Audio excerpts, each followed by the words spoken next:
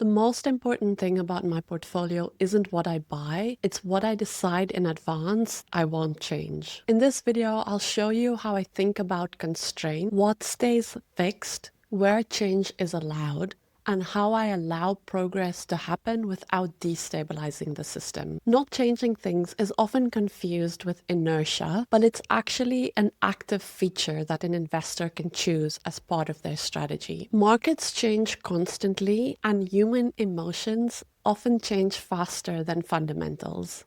So in order to be successful, systems must change slower than emotions. If a system needs instant adjustment to work, it's too fragile. Let me be specific about what I've decided doesn't change in my portfolio. Some of the key things that are predefined and doesn't change on the fly is the core allocation ranges, time horizon assumptions, risk ceilings that I'm willing to tolerate, and rebalancing triggers. Those are often rule-based rather than reactive. I never just wake up and decide, oh, I'm going to change one of these. They're decided in advance when I structure the portfolio hypothesis. That doesn't mean that nothing ever changes in the portfolio. It just means that when something does change, it's a very deliberate process. It also doesn't mean that it's a fully set and forget process, because discretion for me as the person in charge of the portfolio is still allowed. This is just to say that the system isn't rigid and unforgiving, it's just bounded. And discretion can then exist in those very narrow lanes without destabilizing the system. Any adjustments or tweaks that I make to the portfolio are small and deliberate when you look at them in the whole. That's not accidental. It's also not entirely novel. There's a principle behind it which exists in an entirely different domain. I learned this principle in a place which I didn't think I would learn about investing. A couple of years ago, I joined a powerlifting club. Now, before that, I had done sport all my life, and I was very comfortable with pushing my body to its physical limits.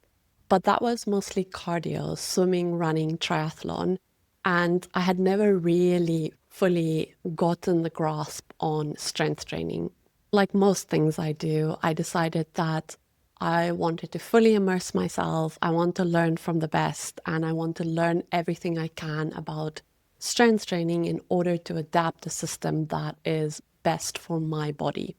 And so I was fortunate to train under an ex-British powerlifting athlete. This is where I first came across this concept of microplating. Our coach, who used to walk around with these tiny little calibrated plates in his pocket, and whenever you wouldn't have a good lift, he would whip them out and say, "These are my superpower. I'll give them to you today." At first, I just thought he's really weird and bizarre and that I don't understand anything about this world of powerlifting. But very soon I came to love those microplates, because really all they mean is, instead of adding really large weight jumps to your training, you add these really small plates, especially when progress begins to stall. The goal of these microplates isn't to test strength. The goal is to allow yourself to keep progressing without breaking form or risking injury. That's not only powerful for the physiology of your muscles under load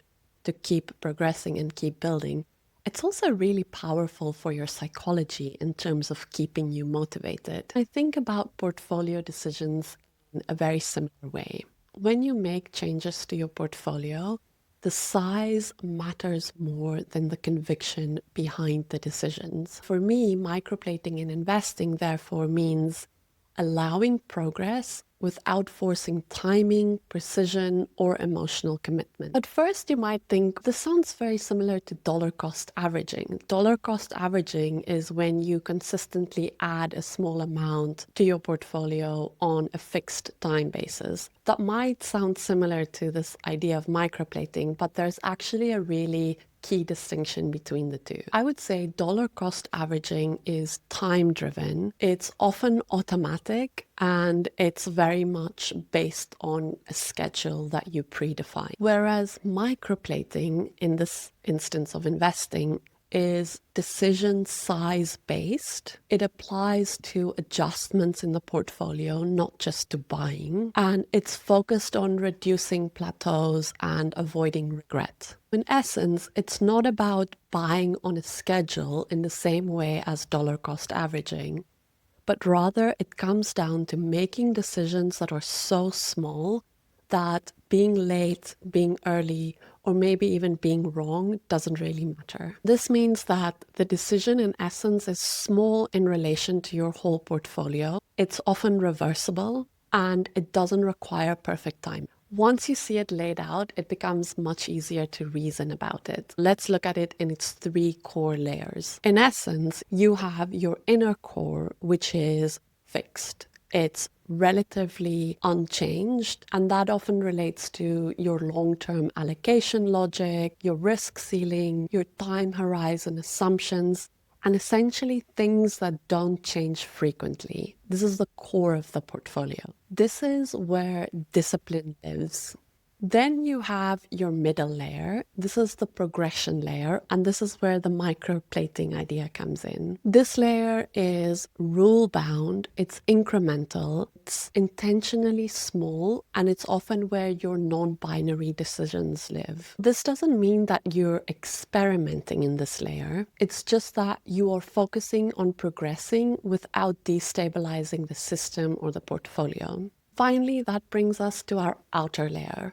It's often optional, but this is where experimentation lives. This is where investors often explore new ideas. This is the positions that you use to learn as an investor. And this is often where you expect things might fail, but in a very ring-fenced and contained manner. If you look at all of these 3 layers together, the stability in your investment process comes from limiting the size of change, not avoiding change at all costs. That's because risk is controlled by size, not conviction in this microplating approach. It becomes particularly crucial in times of stress. And that's because stress as a whole for investors doesn't create bad ideas, but it often amplifies the cost of making big changes. You want to have a system that limits change to protect you from yourself. When markets are loud, the system is already quiet. That's exactly when constraint matters the most. So microplating isn't about doing nothing. It's about knowing exactly where in your portfolio change is allowed and where it isn't. And that's what makes a system resilient.